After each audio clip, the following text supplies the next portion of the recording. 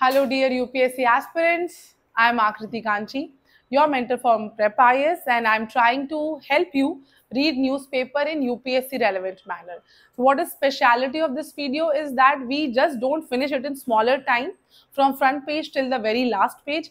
We also tell you utility of those particular news and articles, whether it will be used as an example in the essay, whether it will form in the entire answer, or whether it will be used in mains answer or in essay quotes, essay examples or prelims question statements. Okay, so we keep telling along with the articles that it can come in a question like this. Okay, so come along with me in the 16th April article. We are ready with the must read articles of 16th April. Like here we have reading retail inflation eases to 3.34%, lowest since 2019, around 5.5 years. So lowest inflation is we have achieved in last 5.5 years, which is a good news. And this is because of vegetable, eggs and pulses are right now significantly cheaper, though edible oils are still expensive. Fuel and light inflation has been there. So consumer price inflation will provide further comfort to the RBI to continue to prioritize growth. So RBI in its monetary policy planning, in monetary policy committee, try to restrict inflation to a healthy range, which is 4 plus minus 2, that is 2 to 6%, right?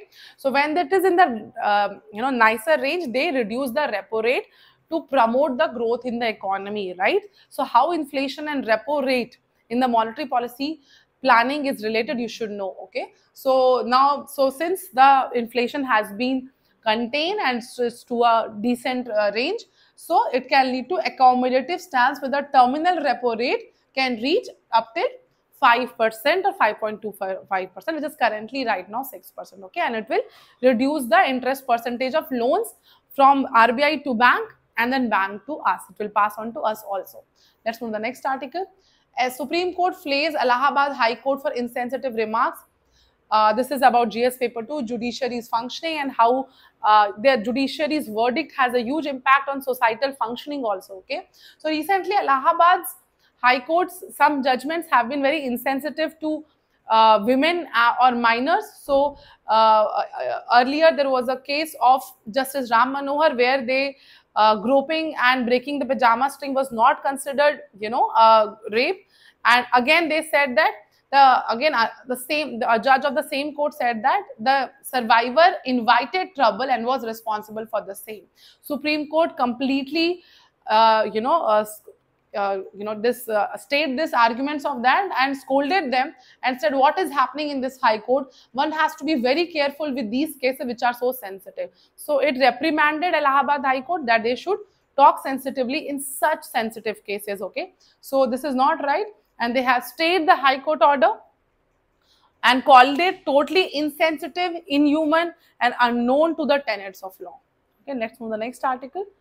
So IMD forecasts above normal monsoon. This comes under GS paper 1, distribution of key natural resources across the world.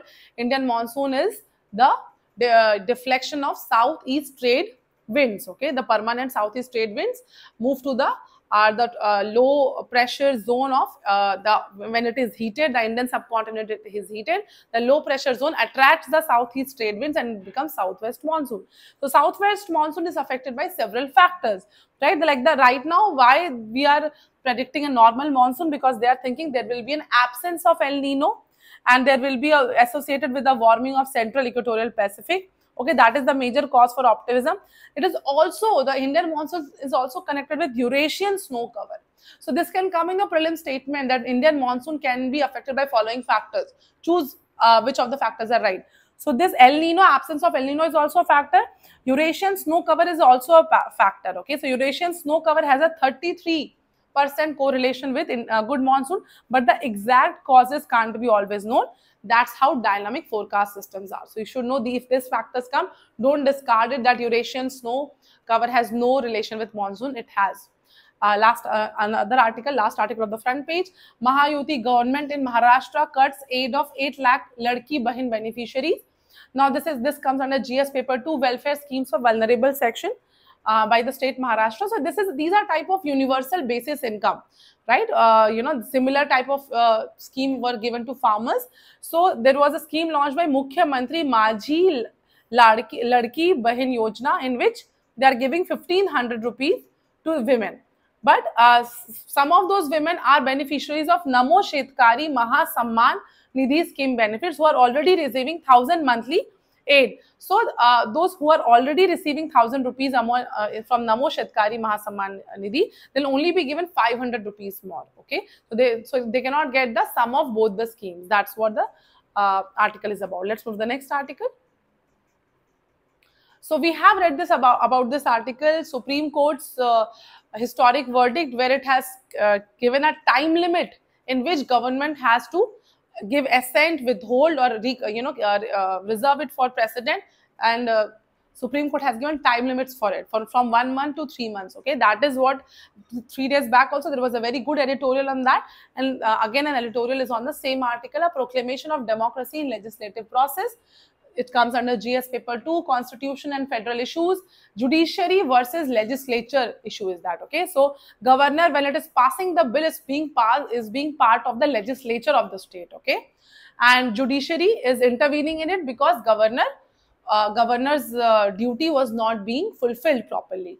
Okay, so in remember this case, the state of Tamil Nadu versus governor of Tamil Nadu. Okay, in this the court invoked Article 142, in which gives the Supreme Court the power to do complete justice in the case, and it fixed a time limit.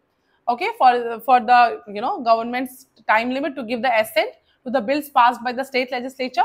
It has interpreted 2 articles, Article 200 and 201, dealing with the powers and functions of the governors and the president, and laid down principles governing these provisions. Okay, Governor of Kerala also wanted similar kind of help from Supreme Court. Okay, Governor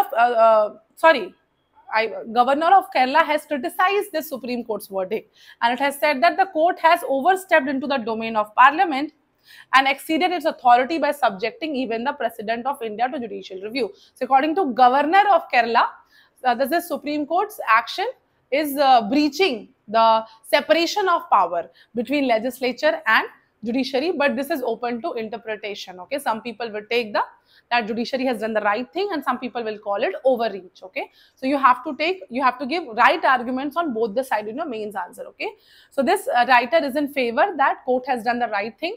A centralist constitution such as India's often calls for a federalist elucidation to balance the interest of state, which essentially means the people of India. Okay, so Supreme Court has given spectrum of interpretation. Like in A.K. Gopalan case, they said preventive detention is fine under Article 21, whereas preventive detention is now not anymore applied like that, and the Article 21 is so broadly and so progressively seen that right to privacy is also an inherent part of us, right? So Article 200 of the Constitution is about the governor's duties and not powers with respect to the bills passed by the state legislature, right?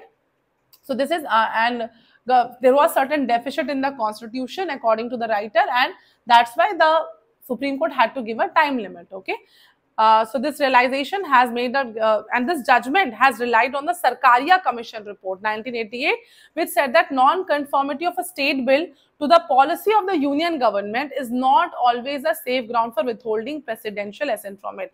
So according to governor, if the idea of the Tamil Nadu state is not completely reckoning with the union's idea, that is not a proper grounds to stop the passing of the bill. Okay, that's what the Sarkaria Commission report's recommendation was.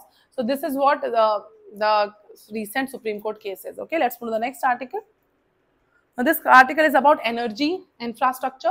So India, rising power demand and the hydrogen factor. Okay, so GS paper 3, infrastructure and energy. So this writer is saying that India is trying to attain a net zero economy where we are trying to have energy which releases very less CO2, low carbon. Okay, so that's why we are trying to reduce the fossil fuel use and increase the use of solar, wind and nuclear energy. Okay, but the problem with solar and wind is that that supply and demand is not always certain. Okay, that's why coal-fired power plants are flexed, because when solar and wind is not giving appropriate power, coal-fired power plants are flexed, but coal-fired power plants use a lot of fossil fuel and we want to replace it. So what are the options to replace coal-fired power plants? One is nuclear energy, but nuclear energies installation cost is too high to keep it on standby and use it in on half of its potential. So that's why the writer is saying that we should produce hydrogen by electrolyzers when there is surplus energy in the system is a solution based on mature technology. So the solution is to use hydrogen energy.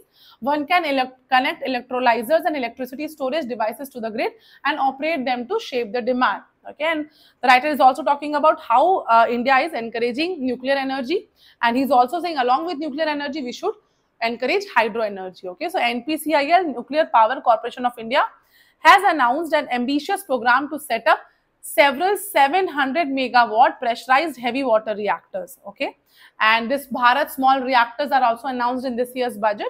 And so the government has defined hydrogen produced by electrolyzers using electricity from solar and wind as green and has provided incentives. Okay, a certification scheme has also been drafted for green hydrogen where electrolytic and biomass based hydrogen with CO2 emission not exceeding 2 kg CO2 per kg hydrogen on average is called green. If the hydrogen energy is relating less CO2, it is called green energy. But the editor is saying we should not call it green energy, we should call it low carbon hydrogen because it is releasing some amount of CO2. It's not completely green, okay? And we should synergize electricity storage and hydrogen production. That's what writer suggestions are. Let's put the next article. Self-perpetuating. This is more important from prelims fact that what is happening in Sudan. In Sudan, there is a conflict happening and there are certain forces. So I wanted you to know that this Rapid Support Forces is a militant group from Sudan. It can come in the prelims information. Rapid Support Forces are from where, Hamas are from where, Houthis are from where, right? All this, Hezbollah are from where. You should know these countries, okay? So Sudan has been going through this. In 2019, the 30-year-old dictatorship of Omar al-Bashir was brought down. But then again, some power, was passed on here and there, and it was taken up by General Burhan, who refused to give it to civilian leadership, okay?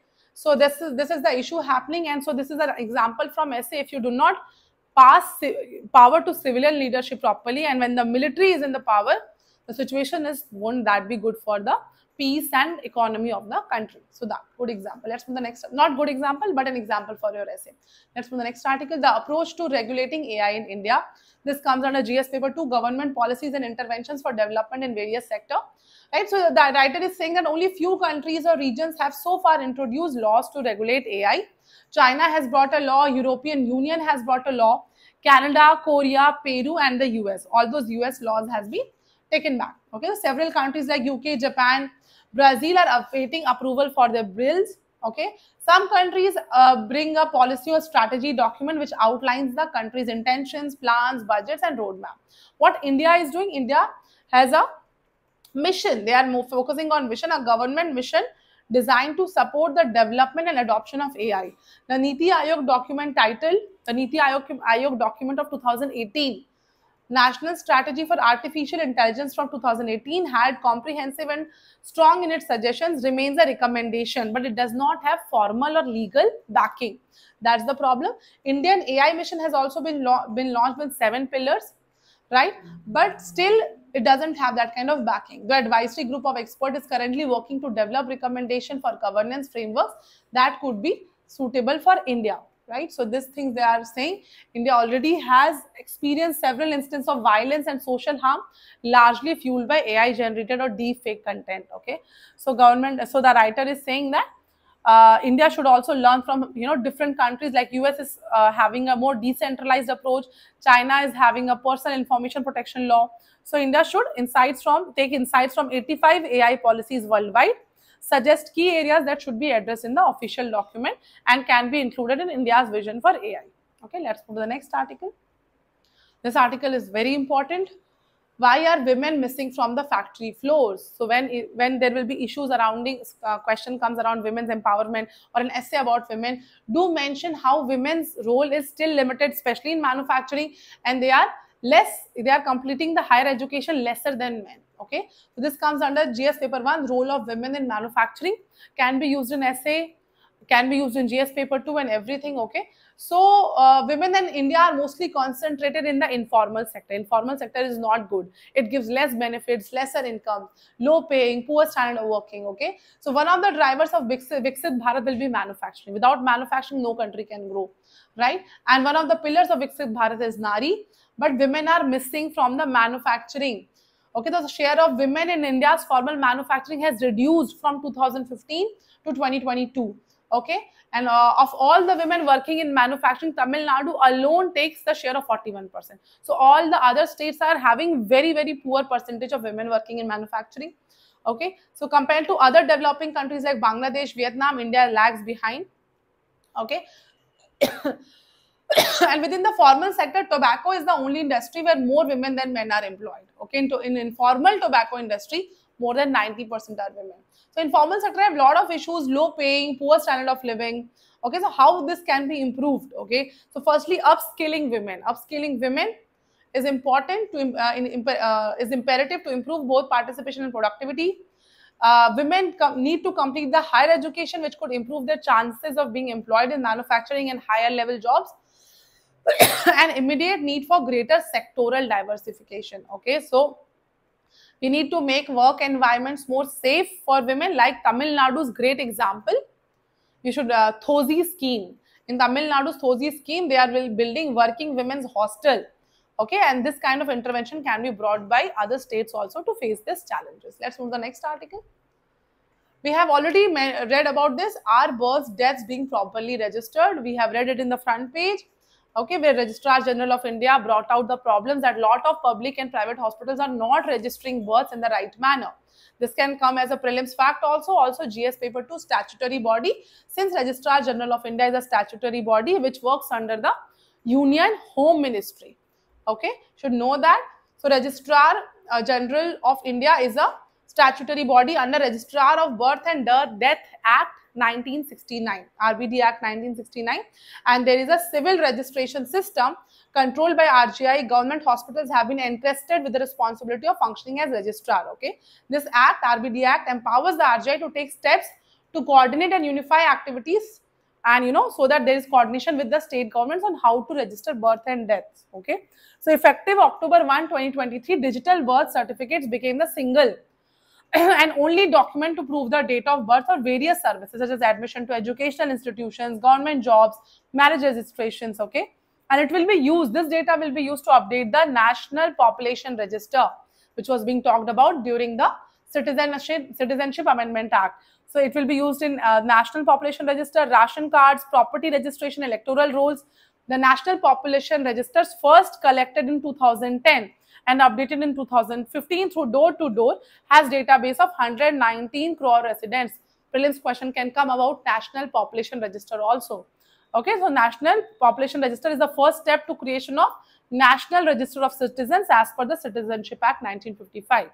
Okay, and these data is very important because this report, which depicts data regarding infant mortality, death rate, stillbirths, on the national level, has not been published, and it is used by the government in socio-economic planning to evaluate the effectiveness of various social sector programs, and also serves as a cornerstone of the public health system. Okay, so this has happened and we've talked about it. Let's move to the next article. ASHA workers are on protest in Kerala from quite some time. Why are ASHA workers protesting in Kerala? This comes under GS paper 2, issues relating to health sector. So ASHAs in Kerala are given a monthly honorarium of 7,000 rupees with a fixed incentive of 3,000 rupees. Okay, and depending on the area where they work, they are giving additional incentives. So this is lesser than the highest minimum wage in Kerala. So daily wagers get around 700 to 1,200 per day. Whereas ASHA workers' monthly income comes down to 250 rupees daily, which is not good. They are contributing a lot to our basic primary health care. Okay, so Union Health Ministry has declared in the Rajya Sabha that the incentives for ASHA will be revised, mostly increased. Okay, let's move to the next article. Yeah, another prelims fact. Operation Chakra 5. CBI gets hold of 4 kingpins in digital arrest fraud. Prelims fact, what is Operation Chakra 5? It is done by Operation Chakra 5. It is taken by CBI. It is a crackdown on transnational organized cybercrime, specifically targeting digital arrest scams. So in digital arrest, what happens? Victims are generally digitally detained for over several months by cyber criminals who are impersonating. They are acting as if they are part of law enforcement agencies, maybe police or other forces, and they make them they'll pay a lot of money, they misuse it. Okay, so that's a fraud. It's a kind of fraud which a lot of small groups are doing. In his Mann Ki Baat, Prime Minister Narendra Modi cautioned the people against digital arrest, frauds being committed to scam the victims of their hard-earned money, and asked them to report such cases to cyber helpline. So you should know Operation Chakra 5 by CBI as a crackdown on people defrauding as for digital arrest for people. Okay, let's move to the next article. Okay, so this is again a Supreme Court is showing a lot of care, and it has a concern for people. Beware of child traffickers. Top court cautions parents. Supreme Court says license of hospitals will be suspended if newborn babies go missing. Okay, so there are a lot of trafficking, so much happening that newborn babies are being given birth to and they are taken away by the traffickers. Very, very sad case. And high courts, and they're asking high courts to ensure pending child trafficking cases are completed within 6 months. Okay, this is human rights violation. Okay, this comes under again GS paper 2, welfare schemes for vulnerable children. Supreme Court warned parents to be extremely vigilant against gangs trafficking children for sexual exploitation, forced labors, begging, petty crimes, armed conflict, child marriage, and sometimes this sell the child for intra-country adoption also. Very poor examples, right? This is generally being done from poor sections of society, right? And Justice J.B. Pardiwala has said that slight carelessness or negligence or laxity on their part may prove to be extremely costly. The pain and agony which parents may have to face when a child dies is different from the pain and agony that parents may have to face when they lose their children to such gangs engaged in trafficking, when their own child is being misused in such brutal manner. That's a very, very difficult situation. Let's move to the next article. Last article of the day: underwater heavyweight mantis shrimp also packs a natural energy shield. So it's a very a species about which scientists are being very, very curious. Mantis shrimp, GS paper 3, science and tech, development and application in everyday life. So as the dactyl club of mantis shrimp strikes its prey, so it's one of the most fearsome predators. It displaces the surrounding water and forms small low pressure zones where the water's density drops. Okay, and it turns into vapor. The void collapses. It releases a high frequency shock waves, yet the animal remains unharmed. Okay, so it is this mantis shrimp is most fearsome predators on the planet. They are crustaceans, unassuming crustaceans, and they attack on their prey like a bullet from a gun fired point blank. The strike releases enough energy to send small shock waves through the surrounding water. Yet despite striking prey hard enough to produce shock waves, the mantis shrimp remains unharmed. That is quite a science thing that they are very much curious about. We are working on biomimetic structures inspired by the architecture of mantis shrimp with a focus on wave trapping. Okay, so mantis shrimp uses a hammer-shaped appendage to strike its prey at a blistering 23 meters per second, smashing into the creature's body like a bullet fired from a gun at point blank range. Okay, so researchers found a specialized microstructure in the shrimp's club, right, which is capable of phononic shielding.